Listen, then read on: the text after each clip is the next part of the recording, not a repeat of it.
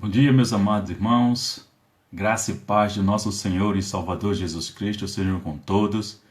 Eu sou o pastor Luiz Carlos, pastor da Segunda Igreja Presbiteriana de Rio Doce, Olinda, e nesse momento nós estamos iniciando a nossa escola bíblica dominical aqui online com todos os amados irmãos que nós já agradecemos pela presença. Louvado seja o nome do Senhor por todos os queridos que nesta manhã se encontram com o intuito de louvar, glorificar e exaltar o nome do nosso Deus. É um prazer tremendo, irmãos, né? É uma alegria em nossos corações a gente ter o privilégio de estarmos no dia do Senhor, para que nós tenhamos deleite em sua presença. É importante que nós estejamos frisando isso, não é? Nós estaremos orando e logo após a oração, o nosso amado seminarista Daniel Elias, que já está conosco, não é? Estará trazendo a reflexão da palavra de Deus nessa manhã. Graça e paz, Daniel. Tudo bem, Amém. meu querido? Tudo certo, graças a Deus, pastor. Glória a Deus por isso. Vamos orar então. Bendito Deus, nós louvamos, glorificamos, exaltamos o teu nome em tua trina presença. Nós te agradecemos, ó Deus, porque o Senhor reservou este dia, chamado Dia do Senhor, dia para que todos nós venhamos acessar todos os afazeres do dia a dia, para que tenhamos o privilégio, o prazer, a alegria, a satisfação, ó Deus, do regozijo de nos deleitarmos na tua treina presença. Mais uma vez nós rogamos a orientação e a iluminação do teu Espírito, a fim de que teu povo que se chama pelo teu nome seja consolado, exortado, edificado, ó Deus, pela tua palavra. Em tuas mãos, mais uma vez, nós rogamos, ó Deus, que o Senhor use o seminarista Daniel Elias. Concede-lhe a graça, a unção do teu Espírito, a fim de que ele mais uma vez seja instrumento de bênçãos em tuas mãos poderosamente, para nos trazer a tua palavra, Deus. E que sejamos todos nós desafiados a pormos em prática e a vivermos essa palavra em nome de Jesus.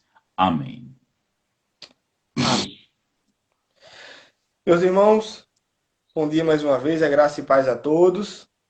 Eu queria estar compartilhando com os irmãos uma reflexão que a gente vai estar fazendo aí no livro, na carta, melhor dizendo, aos Hebreus, no capítulo 4.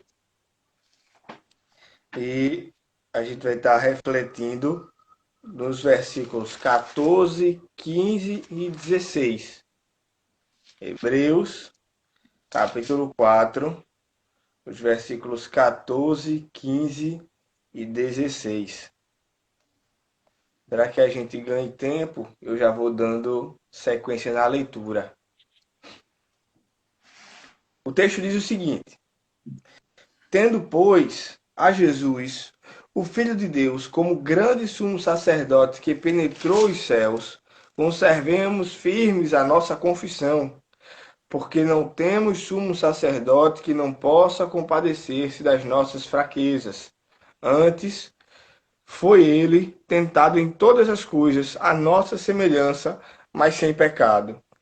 Acheguemo-nos, portanto, confiadamente junto ao trono da graça, a fim de recebermos misericórdia e acharmos graça para socorro em ocasião oportuna. Para alguns aí tem tempo oportuno, dependendo da tradução. Amém. A carta aos Hebreus, ela vai tratar em diversos aspectos sobre a superioridade de Cristo frente àquilo que os judeus consideravam como sendo elementos sagrados e divinos do seu cotidiano, do seu contexto. Então, você vai ter não só elementos sagrados e divinos, mas também elementos de autoridade máxima no seu contexto, né? Então você vai ter o escritor aos Hebreus tratando de Cristo com relação à superioridade sobre os anjos e sobre a superioridade também sobre os sacerdotes, sobre ele como superioridade de sacrifício sobre todo e qualquer outro sacrifício. No capítulo 4, precisamente aí a partir do 14, até provavelmente chegando aí no capítulo 7, ele vai enfatizar bem essa questão da superioridade de Cristo sobre o sacerdote de Arão, sobre o sacerdócio de Arão. Cristo como sendo o sacerdote, o sumo sacerdote superior a qualquer outro sumo sacerdote já visto, existente na história de Israel. E aí, neste texto que a gente leu, quando ele começa a falar sobre essa questão do sacerdócio de Cristo, ele vai tratar inicialmente sobre esse sacerdócio, mas especificamente esses 3 versículos, eles trazem uma aplicação para a vida da gente, não só sobre a grandeza do sacerdócio de Cristo, mas na maneira, isso aí já respondendo perguntas para o nosso dia a dia, na maneira como nós, através deste sumo sacerdote, agora nos relacionamos com Deus, na maneira e na perspectiva correta do relacionamento com a santidade, glória e poder do nosso Deus. E é interessante essa questão de como a Bíblia nos instrui a nos relacionar com o próprio Deus, nesse aspecto aqui dentro do livro de Hebreus, mais uma vez mostrando para nós a grandeza da palavra de Deus em nos trazer respostas para todos os questionamentos do nosso dia a dia. Eu sei que você já deve ter ouvido muito falar de várias pessoas que a Bíblia vai ter resposta para todas as coisas. E de fato ela tem. Mas eu queria convidar você a parar de ouvir falar e de começar a desfrutar dessas respostas a partir do momento que você começa a ler a Escritura.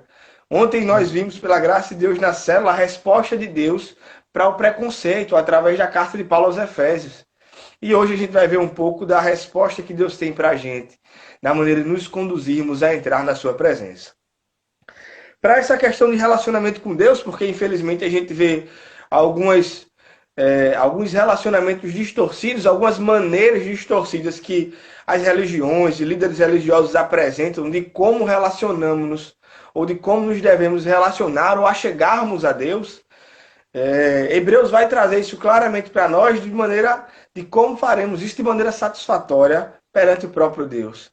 Mas a princípio ele pede aí que sejam estabelecidas 2 condições. A primeira no versículo 14 e a segunda no versículo 15, para que no versículo 16 ele consiga colocar qual seria a melhor forma deste relacionamento acontecer com o nosso Pai.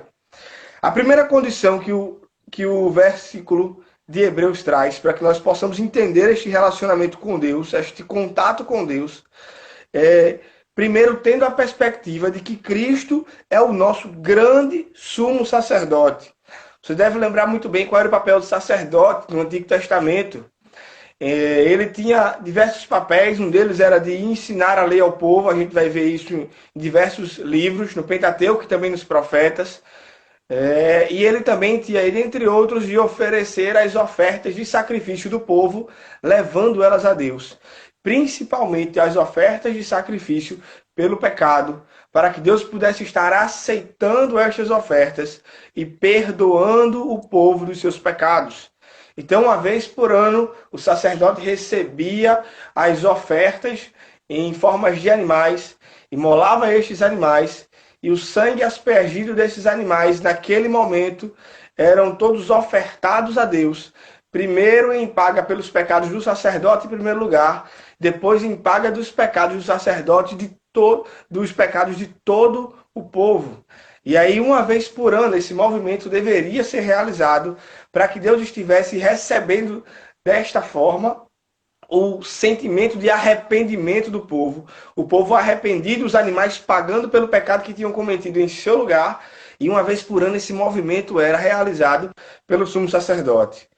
Quando o autor de Hebreus coloca aqui Cristo Jesus como um grande sumo sacerdote, ele está remontando e demonstrando para o povo judeu, principalmente para os destinatários desta carta, que a princípio conjecturas que provavelmente eram judeus, agora cristãos, que tinham se convertido ao cristianismo, que eles agora saíram daquele sistema onde o sacerdote apresentava esse sacrifício uma vez por ano, porque Cristo agora se deu como sumo sacerdote perfeito no lugar de qualquer outro sacerdote humano já existente.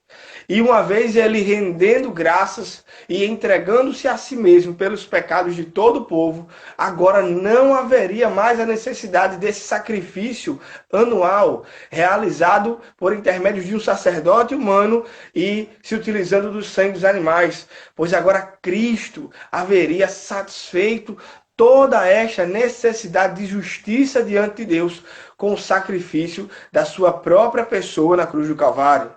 Então, a primeira condição para que compreendamos como devemos nos relacionar com Deus é que precisamos entender que o sacrifício de Cristo, ele é suficiente para perdoar todos os nossos pecados, que não precisamos mais de um intermediário, porque Cristo foi esse sumo sacerdote que agora, oferecendo-se a si mesmo, satisfez a justiça de Cristo em nosso lugar, satisfaz a justiça de Deus em nosso lugar. E satisfazendo esta, não temos mais a necessidade de estarmos ano a ano levando animais para serem sacrificados.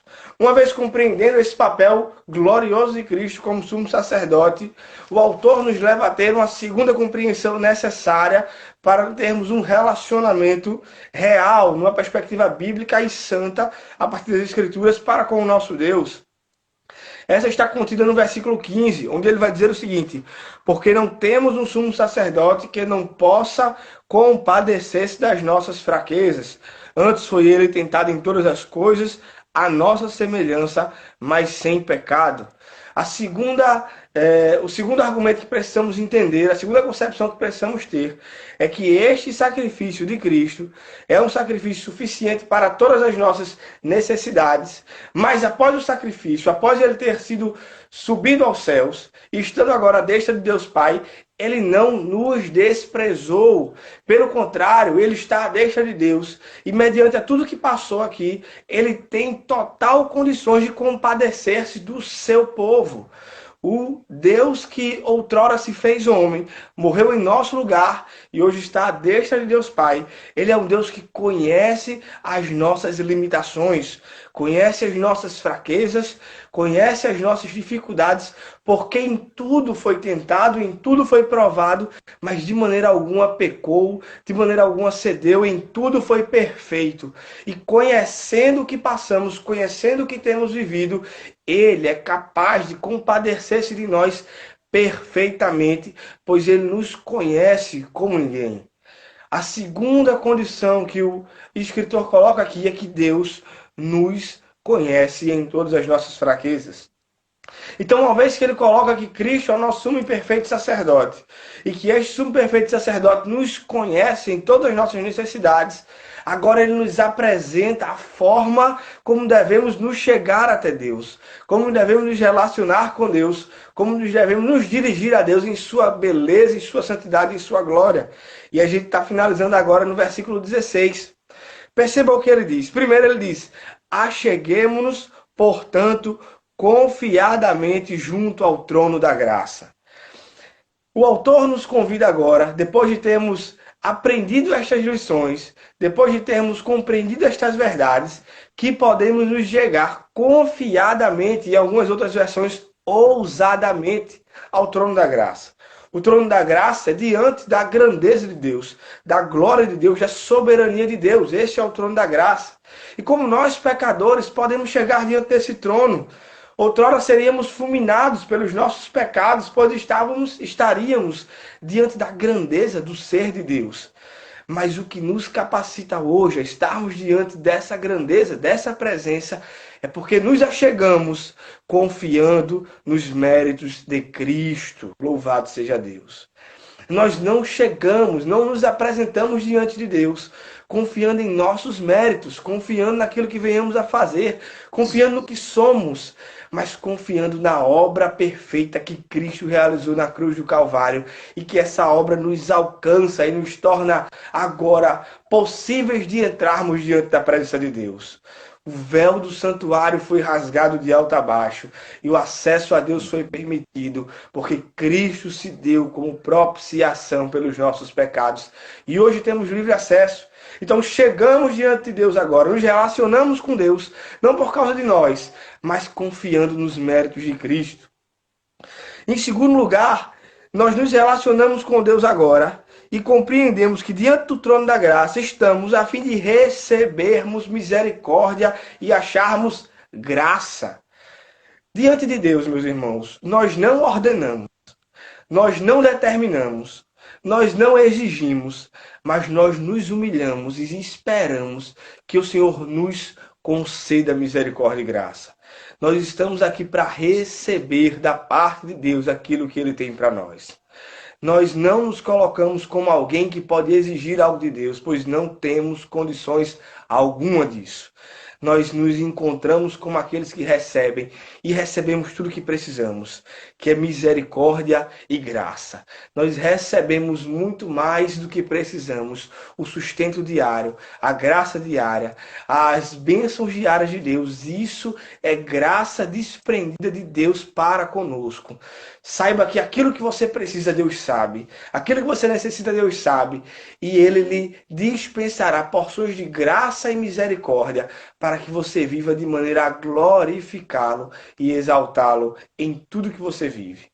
Para a gente finalizar o devocional, ele também nos convoca, ele também nos chama a compreender que essa dispensação de graça e misericórdia de Deus não se dá no nosso tempo, não se dá de acordo com a nossa vontade, não se dá no momento em que queremos, mas ela se dá, como o texto coloca, em ocasião oportuna ou no tempo específico de Deus. Quando a gente olha para tudo que a gente leu, a gente consegue perceber claramente, meu irmão, que Deus sabe o que eu e você temos passado. Deus conhece o que eu e você temos vivido. Deus conhece as lutas que eu e você temos travado, sabe de todas as coisas.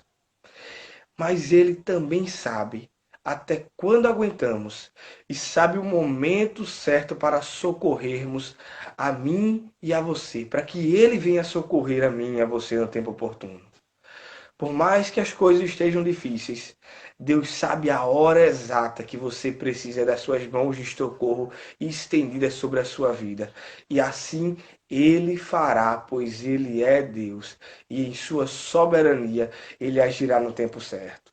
A nós nos compete esperar, confiando em Deus, que Ele sabe o momento e a hora exata de intervir em nossas situações, com o socorro exato e preciso que precisamos para sobreviver e continuar glorificando e exaltando o seu nome.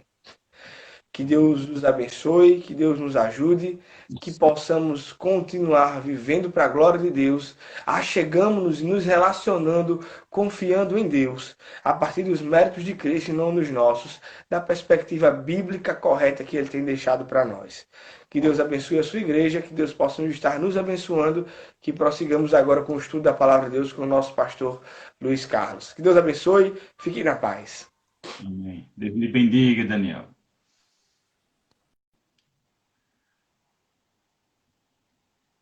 Bem, meus amados irmãos, nós daremos continuidade aos trabalhos desta manhã.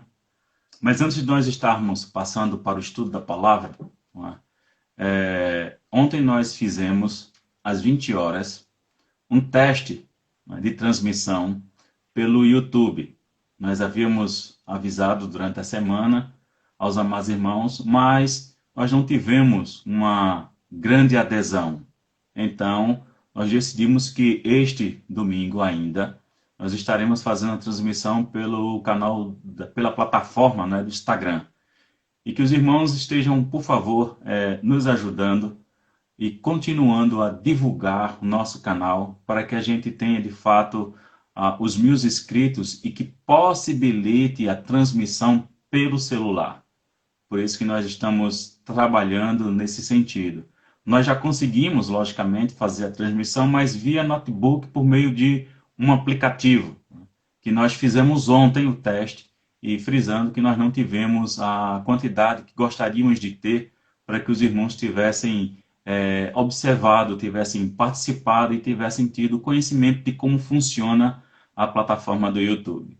Então, meus irmãos, possivelmente estaremos fazendo essa mudança de plataforma, ou vamos estudar para ver a possibilidade de fazermos simultaneamente a transmissão, né? Nós estamos procurando conhecer se isso é possível.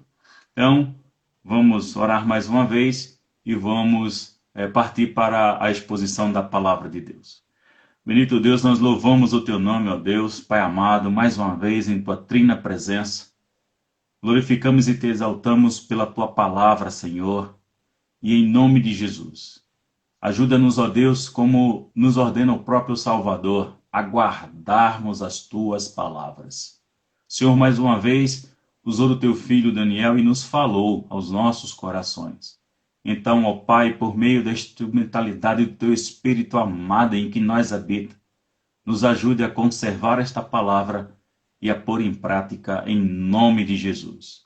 Mais uma vez, nós rogamos a tua iluminação e orientação para a exposição das Sagradas Escrituras, em nome de teu Filho amado, Senhor e Salvador Jesus Cristo. Amém. Meus amados, nós tivemos em janeiro classe única e nós fizemos uma visão panorâmica da carta de Paulo aos Filipenses, conhecido como a Carta da Alegria. E hoje nós estaremos iniciando a sua exposição, onde nós estaremos apresentando perícope por perícope, como nós fizemos com a primeira carta de Paulo aos Coríntios. Os irmãos devem estar lembrados de como nós fizemos essa exposição, sempre às quartas-feiras e domingo pela manhã. Nós daremos seguimento, da mesma forma, com a mesma estrutura, só que dessa vez nós estaremos fazendo a exposição da carta de Paulo aos Filipenses, que será diferente daquilo que nós fizemos em janeiro, porque a carta contém 4 capítulos e nós fizemos um resumo geral, panorâmico, assim possamos colocar, de cada capítulo. Só que dessa vez a gente vai olhar os pormenores, e teremos mais tempo para trabalhar outras questões das quais são tratadas na carta. Então nós convidamos aos amados irmãos a estarmos fazendo a leitura no capítulo 1 da carta de Paulo aos Filipenses, onde nós estaremos vendo dos versos 1 ao 11, que assim diz a palavra de Deus. Paulo e Timóteo, servos de Cristo Jesus, a todos os santos em Cristo Jesus, inclusive bispos e diáconos que vivem em Filipos. Graça e paz a vós outros da parte de Deus nosso Pai e do Senhor Jesus Cristo. Dou graças ao meu Deus por tudo que recordo de vós, fazendo sempre com alegria súplicas por todos vós em todas as minhas orações. Pela vossa cooperação no Evangelho desde o primeiro dia até agora, estou plenamente certo de que aquele que começou boa obra em vós há de completá-la até ao dia de Cristo Jesus. Aliás, é justo que eu assim pense de todos vós, porque vos trago no coração, sejam nas minhas algemas, seja na defesa e confirmação do Evangelho, pois todos sois participantes da graça comigo. Pois minha testemunha é Deus, da saudade que tenho de todos vós, na terna misericórdia de Cristo Jesus. E também faço esta oração, que o vosso amor aumente mais e mais em pleno conhecimento e toda percepção, para provardes as coisas excelentes e serdes sinceros e inculpáveis para o dia de Cristo, cheios do fruto de justiça, o qual é mediante Jesus Cristo para a glória e louvor de Deus. Então, meus amados irmãos, nós temos aqui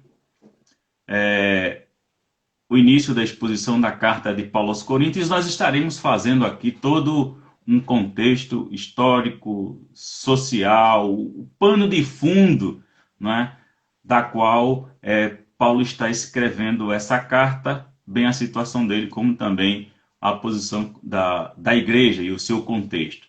Então a autoria se identifica como sendo Paulo, isso está extremamente claro, é visível a partir do verso 1, inclusive, e a igreja primitiva, ela também unanimemente atribuiu esta carta a Paulo. Não havia, digamos, contestação da autoria. É entendido e é recebido e é crido, de fato, que Paulo escreveu essa epístola. A epístola contém várias referências pessoais e é semelhante às demais cartas do próprio apóstolo Paulo. Estes fatos, em conjunto, eliminam, né, vamos assim dizer, vamos colocar qualquer dúvida de que Paulo não seja o autor. Então, nós temos essa convicção.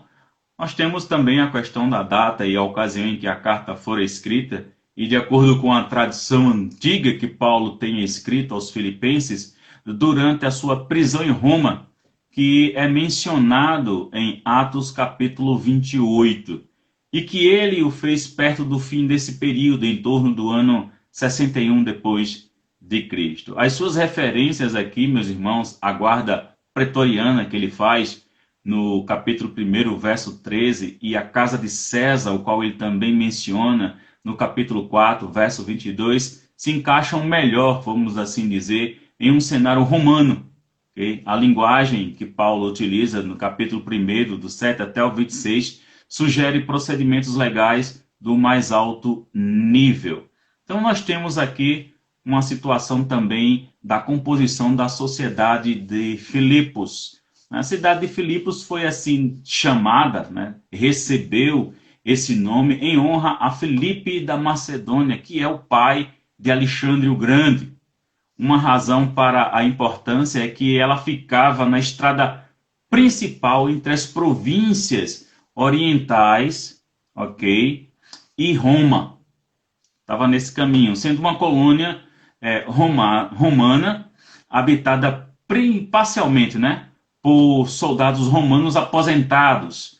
Os seus habitantes aqui, desta cidade, a cidade de Filipos, desfrutavam dos privilégios da cidadania romana, que era um grande status naquele período.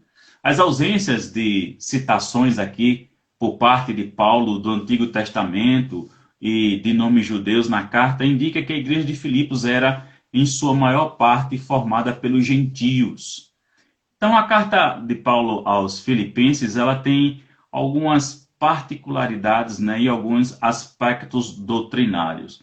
A primeira é a afeição de Paulo pelos seus leitores. Essa epístola atesta de maneira abrangente, de maneira ampla, o laço especial de amor que havia entre Paulo e os filipenses. Ele menciona isso no capítulo 1, né, dos versos 3º, nos versos 8º, capítulo 4, dos versos 10 a 19. Paulo menciona essa relação afetuosa que ele tem com essa igreja. O segundo aspecto que é a alegria, ainda que estivesse na cadeia, e é interessante a gente ter esse entendimento e ter essa informação, apesar que Paulo estava na cadeia, a carta de Paulo ressoa como tema alegria. Diferentes formas da palavra alegria ocorrem nessa carta aqui, meus irmãos, 16 vezes. A alegria de Paulo está fundamentada na paz de Deus, o antídoto a toda a ansiedade, como ele coloca no capítulo 4, dos versos 4 a 7. O terceiro aspecto é o Deus triuno. Paulo usa a palavra Deus para referir-se ao Pai, no capítulo 1, verso 2, capítulo 2, o verso 11, e o capítulo 4, o verso 20. A designação, né, favorita usada por Paulo a referir-se a Jesus é Senhor.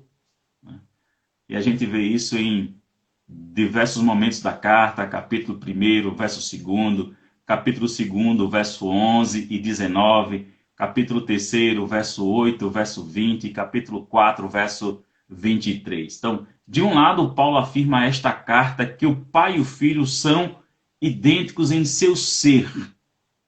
Ambos são divinos e a adoração é devida aos dois. A gente vê Paulo colocando no capítulo 2, dos versos 6 a 11. O Espírito Santo está unido com Deus Pai, capítulo 3 e o verso 3, e com Jesus Cristo, capítulo 1 e o verso 19. Então, a teologia de Paulo, meus irmãos, é trinitariana, confessando um Deus aqui triuno, né? Deus Pai, Deus Filho, Deus Espírito Santo. O quarto, né, aspecto é o exemplo da humildade cristã. Então, Jesus se esvaziou e tomou a forma de servo, abandonando a seus privilégios divinos e assumindo a natureza humana, ainda assim abrindo mão dos seus privilégios ele não deixou de ser Deus. O quinto aspecto que nos chama a atenção aqui é a justificação pela graça através da fé. Contra aqueles que apontam para a obediência à lei do Antigo Testamento como maneira de ganhar a salvação, Paulo ressalta a vontade de Deus de que o seu povo seja salvo pela aceitação da sua justiça com um dom e não tentando, uma luta para estabelecer a sua própria. Então, nos versículos de 1 a 11, esta seção consiste aqui, essa perícope inicial, consiste aqui em 3 partes. A saudação, ação de graças e oração. A ação de graças e oração se relacionam aqui tão intimamente que podem ser consideradas uma só.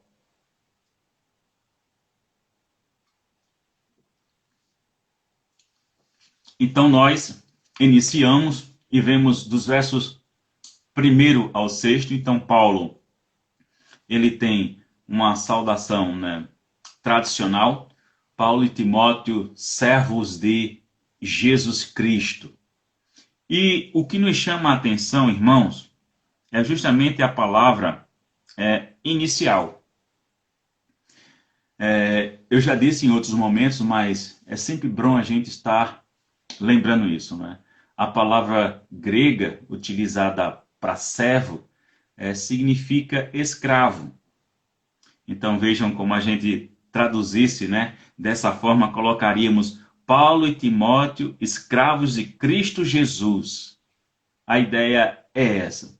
E quando nós paramos para pensarmos nessa posição, a gente às vezes tem uma concepção histórica de escravo em um contexto extremamente ruim.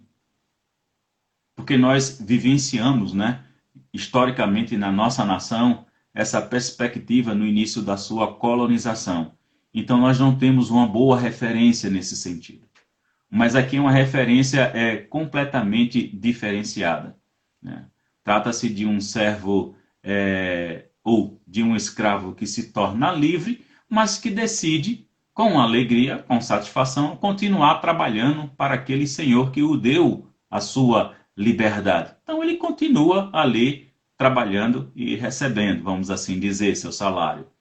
Então, o nosso entendimento, meus irmãos, aqui, que Paulo se coloca como escravo. E quando nós paramos para pensar desta forma, nós temos que entender essa relação. Então, o que é que um escravo faz? Ele serve ao seu senhor. Com o que é que um escravo ele se preocupa com seu senhor? Com a vontade do seu senhor ser realizada. Então, vejam que coisa interessante e importante, que devemos compreendermos por que Paulo utiliza esse termo, escravo. Porque o escravo, meus amados irmãos, ele está o tempo todo preocupado em como satisfazer a necessidade do seu senhor, de obedecê-lo, de tê-lo constantemente satisfeito. Então cabe a nós justamente esta mesma postura, nos colocarmos diante de Deus nessa mesma esfera relacional, procurando o tempo todo glorificar a Deus com todas as nossas ações, com todos os nossos pensamentos. Servir a Deus de todas as formas possíveis e imagináveis. Alegrar a Deus com o nosso bom testemunho e com nossa obediência à sua palavra. Este é um desafio para todos nós, com toda certeza. Então devemos, com toda certeza, examinarmos a nossa vida para verificarmos aonde e em que momento nós estamos sendo falhos em relação a esse exercício relacional de servir a Deus. Então Paulo ele faz menção aqui na sua saudação a todos os santos em Cristo, aos bispos, aos diáconos, aqueles que estão vivendo na cidade de Filipos e sauda com a graça e a paz, como costume da parte de Paulo fazer essa saudação. Então Paulo inicia já no verso 3 e comenta, não é, que dar graças a Deus. Dou graças. Então, uma ação de graça, meu irmão, comum em todas as cartas, em todas as epístolas, Paulo sempre está dando graças. Paulo sempre tem um motivo para dar graças. E aí a gente para pensar, né? Ele está preso. Ele está numa cadeia. E aí, para nós, a nossa visão de cadeia não é algo que seja bonito de se pensar ou de se imaginar. No nosso contexto, né, histórico de realidade do que é uma cadeia, a gente sabe que não é coisa boa. Naquela época também não era uma coisa boa. Com certeza não era. Mas vejam o estado de espírito como Paulo se colocava diante da situação. Não eram as circunstâncias da vida de Paulo que iam determinar se ele daria graças a Deus ou não. Nunca foi. Sempre foi a qualidade da relação dele com Deus e a manifestação de Deus na vida de Paulo em diversos momentos. Ele sempre esteve dando graças a Deus. Se era perseguido ou não, se tinha em abundância ou não, Paulo sempre estava dando graças a Deus. E isso é que é importante nós observarmos. Porque muitas vezes, meus amados irmãos, por tão pouco, às vezes nós estamos nos queixando. Nós estamos fazendo a murmuração. Nós estejamos reclamando. Não é verdade? Muitas vezes acontece conosco. Mas é bom estarmos aprendendo aqui com Paulo que, independente de circunstâncias ou situações, a nossa postura diante de Deus é de dar graças. É de dar graças. Por exemplo, você tem as 3 refeições diárias? Dê graças a Deus. Já parou para pensar quantos não têm? Então ore e rogue a Deus a misericórdia sobre essas pessoas. Dê graças porque você tem. Mas rogue pela misericórdia em relação àqueles que não têm. Você tem uma casa? Graças a Deus. É a providência de Deus em sua vida. Você tem um teto. E quem não tem? Então interceda e rogue pela misericórdia destes. Então é assim, meus irmãos. Paulo estava numa situação difícil. Estava preso. Mas não estava reclamando. Estava dando graças a Deus. Eu tenho visto muita gente estar reclamando por causa do isolamento social forçado que se está vivenciando, do lockdown. Vejo as pessoas na internet fazendo sérias críticas, gente contra, gente a favor de diversas coisas. Mas sabe o que é que eu vejo pouco? Sabe o que é que pouquíssimo eu tenho visto? Mensagem de esperança. O que pouco eu tenho visto é as pessoas proclamando Cristo, proclamando que Cristo é Senhor, que Cristo é Salvador, que Cristo vai voltar. Não vejo. Raras as exceções, irmãos. Raras as exceções. Nós temos uma ferramenta aí grandiosa de alcance global, que é a internet, um aparelho celular, plataformas onde se pode estar divulgando o Evangelho. As pessoas estão utilizando desse tempo precioso para fazerem críticas, para discutirem, para estarem brigando. Que sentido faz, não é? Estar cultuando, adorando a Deus e quando chega na hora do momento na plataforma, está lá com as palavras sórdidas, machucando, ferindo, agredindo, difamando. Então são coisas das quais nós devemos pensar, meus irmãos, a maneira com que nós estamos vivendo. Paulo tinha sempre motivos para estar dando graças a Deus. Então que o imitemos. A sua vida pode estar uma verdadeira tempestade. Tudo ao seu redor pode ter desabado. Mas deixa eu fazer uma pergunta a você. Você nasceu de novo? Você teve a experiência de Cristo ir até você e converter teu coração? Teve? Glória a Deus. É motivo para você dar graças todos os dias, independente do que esteja ao redor. Paulo sabia muito bem fazer isso e nos ensina exatamente isso. Dou graças. É importante, irmãos. Isso é uma prática extremamente comum de Paulo. Por exemplo, quando ele escreve aos Coríntios, em sua primeira carta, capítulo 4 e o verso 4, Não, capítulo 1, corrigir, irmãos. 1 Coríntios, capítulo 1, verso 4, ele diz: sempre, sempre dou graças a meu Deus a vosso respeito, a propósito da sua graça que vos foi dada em Cristo Jesus.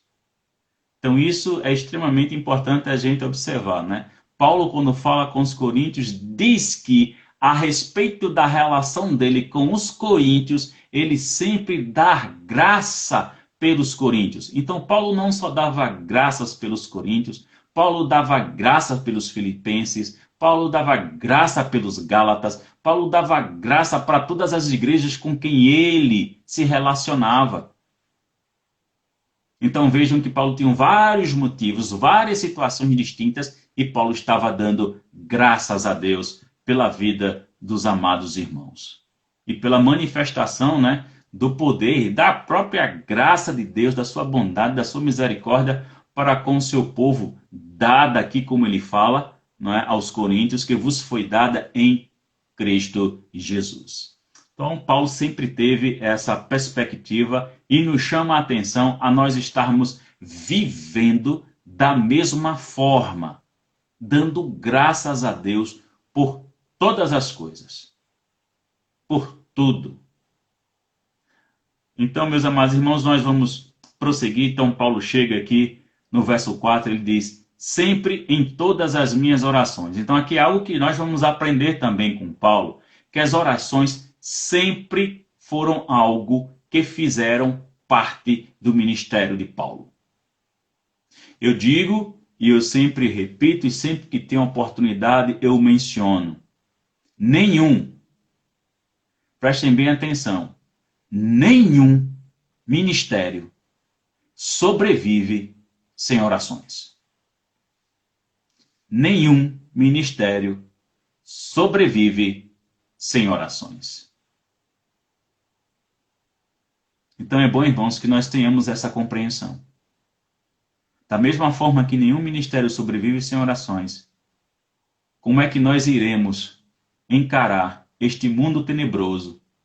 Como é que nós iremos encarar esse mundo que jaz no maligno se nós não estejamos, e aí eu falo individualmente, cada um de nós, se nós não estivermos fundamentados numa estrutura sólida de oração? Como é que vai ser? Se nós não desenvolvermos relacionamento com profundidade, com intimidade com Deus. Como será, meus irmãos? Como será?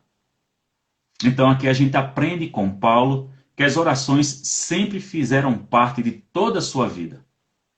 Paulo sempre teve de maneira inteligente, usando o seu tempo para orar. Então sejamos nós também imitadores de Paulo nesse aspecto, de reservarmos diariamente um período de tempo da leitura, da meditação, da reflexão da palavra e da oração. E da oração. Como é importante. E nós sabemos que de fato é importante, porque o nosso Salvador também nos ensina. Quantos são os momentos bíblicos que a gente vê e sabe que o nosso Salvador estava em orações? É um exemplo para nós, irmãos. A oração deve fazer parte da vida cotidiana do crente. É algo que deve ser indispensável, não pode ser dispensável. É preciso que nós tenhamos essa estrutura bastante sólida de oração. Então Paulo ele sempre dá graças. Quando ele escreve aos Efésios também, por exemplo, capítulo 1, verso 16, ele diz: não cesso, vejam que coisa interessante, não cesso de dar graça por vós, fazendo menção de vós nas minhas orações. Então vejamos, a gente já viu Paulo dando graças por Filipenses, Paulo dando graças pelos coríntios, e agora a gente vê Paulo dando graças pela igreja de Éfeso. Em seus momentos de orações. Então aí você começa a pensar e imaginar quanto tempo será que Paulo orava? E pelo que Paulo orava por cada igreja que ele escreveu cartas? E por pessoas, possivelmente, pelos seus companheiros de ministério, pelos apóstolos também, pela sua própria vida. Aí a gente começa a entender que Paulo ele gastava realmente um tempo considerável em orações.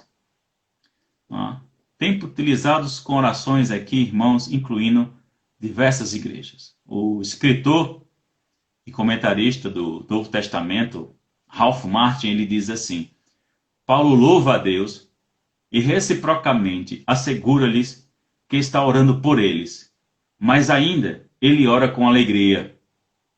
A alegria irrestrita de Paulo, em meio aos sofrimentos, é um dos temas de sua carta. Então, Paulo tem prazer, meus irmãos. Há satisfação, existe alegria quando Paulo está intercedendo pelas igrejas. Existe alegria em você quando você está orando. Existe alegria por você agradecer por sua vida, sua família, sua igreja. Existe alegria por você dar graças a Deus pelo serviço que você desempenha na igreja e no reino. Nada disso deve ser um pesar na nossa vida. Deve ser tudo com contentamento, irmãos, com alegria. Então, Paulo ele continua fazendo mais algumas explanações, deixando claro que sempre com alegrias e súplicas por todos os filipenses, como assim coloca o próprio texto. E Paulo menciona no verso 5 a questão da cooperação no Evangelho. Isso me lembra Romanos capítulo 12, o verso 13, quando Paulo diz: compartilhai a necessidade dos santos, praticai a hospitalidade. Então aqui nós temos, irmãos, algo que Paulo vai falar mais adiante, quando ele chegar no capítulo 4, dos versículos 10 a 20, que é uma alusão que Paulo faz aqui ao auxílio, não é, financeiro recebido da parte dos filipenses, que tiveram toda essa preocupação em cuidar de Paulo, em acolher Paulo, em receber Paulo muito bem, como bem também sustentar Paulo, ajudá-lo em suas necessidades neste aspecto. Então aqui a alegria tinha dos dois lados, ok? A alegria de Paulo na relação com os filipenses, pelo que os filipenses fizeram para Paulo, a alegria dos filipenses com Paulo e vice-versa, meus irmãos, a alegria era mútua, era boa a relação que eles tinham. Então devemos também colocarmos em prática essa relação afetuosa, fraternal, com alegria entre nós. Devemos vivenciar isso.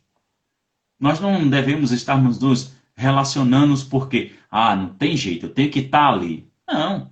É preciso ter alegria, é preciso você ter essa felicidade ao estar cultuando a Deus em sua casa, na igreja ou fora.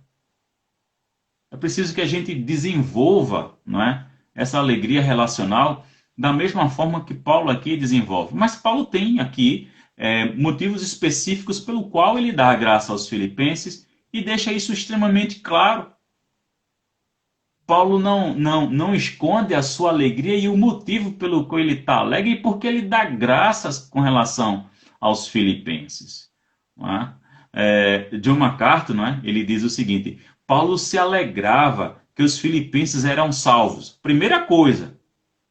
E assim, parceiros com ele na propagação do evangelho. Outra coisa maravilhosa para se dar graças e para ter realmente essa alegria compartilhada. Suas participações foram através de seu generoso apoio financeiro para com o ministério de Paulo. Então, Paulo, na qualidade de pastor, na qualidade de missionário também, vamos colocar desta forma, era muito bem cuidado aí pela igreja de Filipos, né? Os filipenses amavam a Paulo e os filipenses demonstram esse amor na prática e sustentaram Paulo, ajudaram Paulo nesse contexto de maneira honrosa. Não como quem estivesse dando esmolas. Não, muito mais além disso. Havia aqui uma relação de respeito também, de honrar o seu próprio pastor, vamos assim colocar.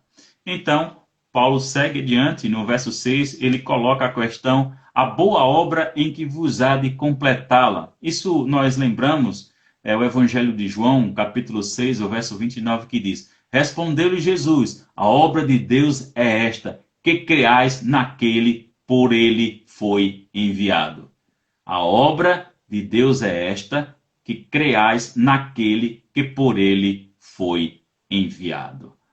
O pastor Hernandes Dias Lopes, ele diz, Paulo aponta Deus como grande agente da salvação.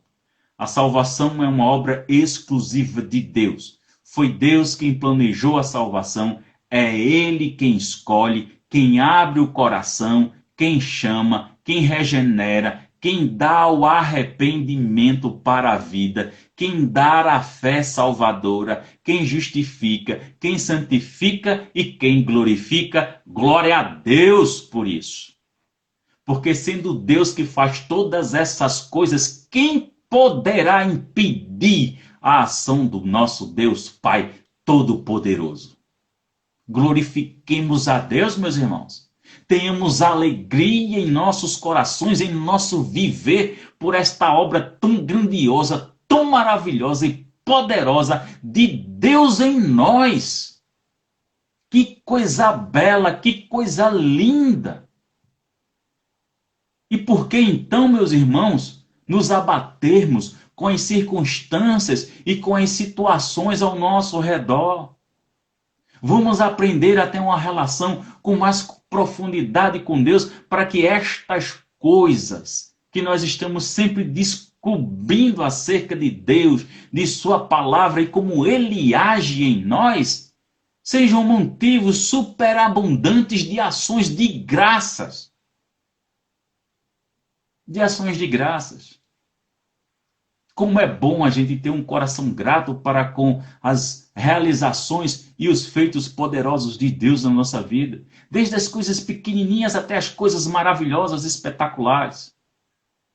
Como é bom ter um coração grato. Então, os versículos de 7 a 11, a gente tem aqui uma outra esfera. E aí Paulo coloca, né, já no verso 7, a expressão participantes da graça comigo. Verso 7. Aliás, é justo que eu assim pense de todos vós, porque vos trago no coração, seja nas minhas algemas, seja na minha defesa, a confirmação do Evangelho, pois todos sois participantes da graça comigo. Que coisa maravilhosa. Que coisa maravilhosa. Deus não se coloca... perdão, irmãos. Paulo não se coloca como um ser superior aos filipenses.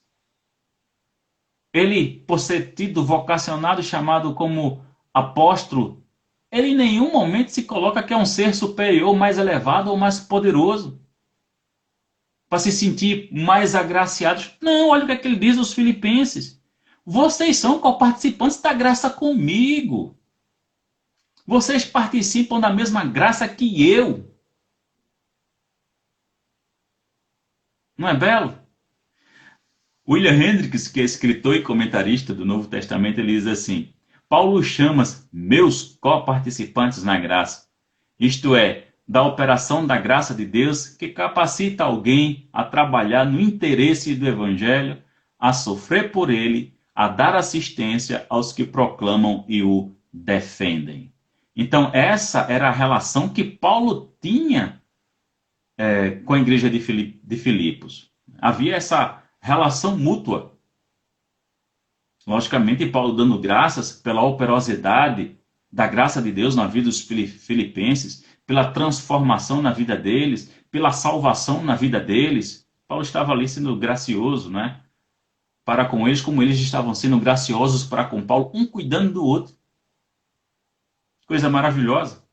Né? E aí Paulo chega no verso 9 e fala sobre a questão do o vosso amor aumente. A ideia aqui é de amadurecimento mesmo. É tanto que o reformador João Calvino ele coloca as verdadeiras conquistas dos cristãos são quando fazem progresso em conhecimento e discernimento e em seguida em amor. Então isso aqui é o desenvolvimento da maturidade cristã, do amadurecimento da própria relação com Deus o Pai.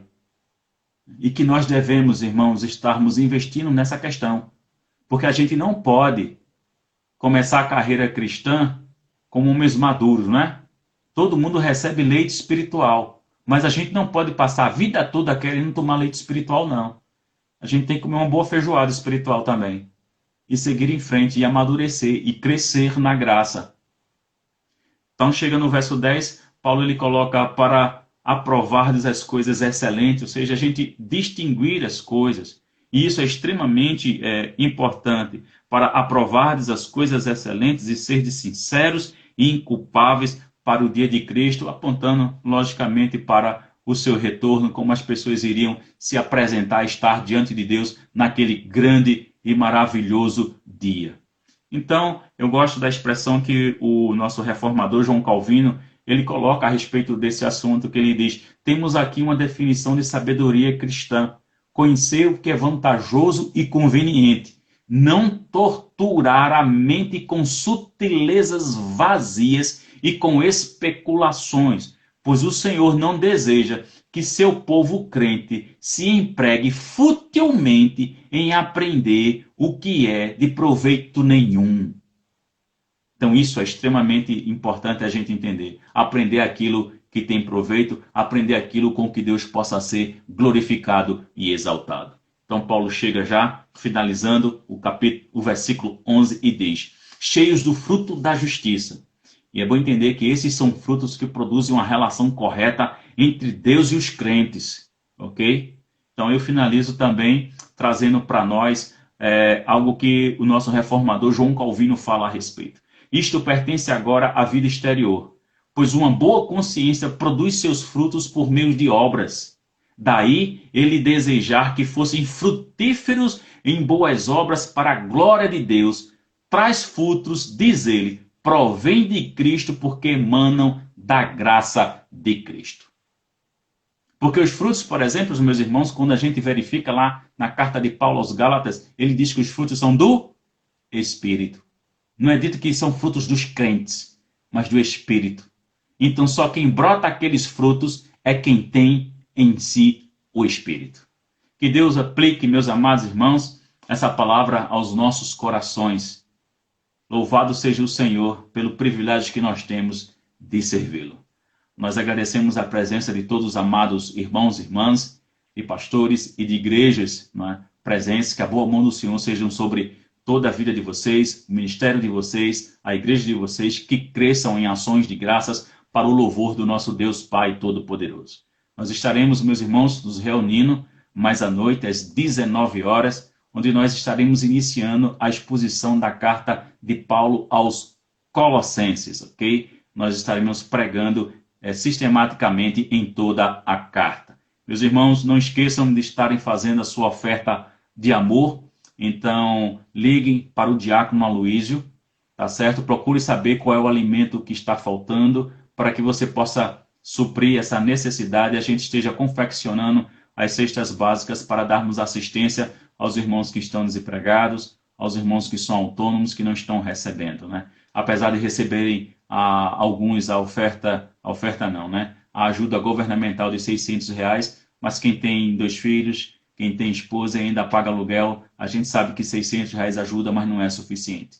Então, ligue, ok, meus irmãos, se você estiver na posição de risco, não saia de casa.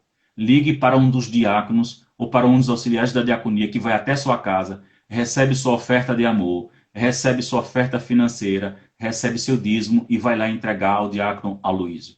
Se você quiser fazer transferência bancária, então fale conosco, que 2 irmãos disponibilizaram contas. Então, fale conosco aqui pelo direct ou fale comigo pelo WhatsApp e a gente informa você quais são as contas que nós estamos usando.